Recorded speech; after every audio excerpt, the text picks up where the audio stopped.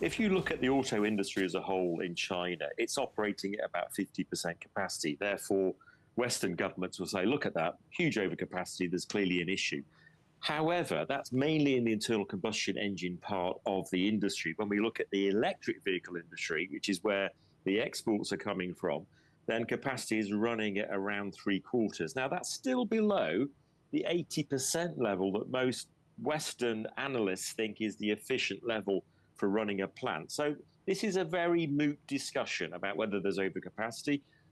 They've also been, to be fair to Chinese auto firms, hugely innovative. If you look at the batteries in the BYD, they are amongst the best in the world. Very high energy density. So I think Western car makers should really look at collaborating more with Chinese firms in order to try and access that technology. And I think going forwards, what Europe in particular wants to see is investment from Chinese companies like BYD into making cars in Europe and also building a supply chain here.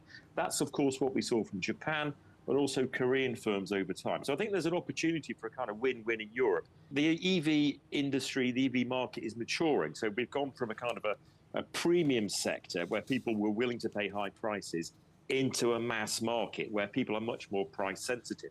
So if we want to grow that market, we want cheaper EVs.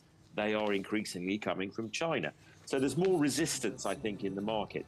But if we want to encourage a more competitive European auto industry that can make electric vehicles more cheaply, we are going to need China. That's going to require Chinese technology and ultimately Chinese investment.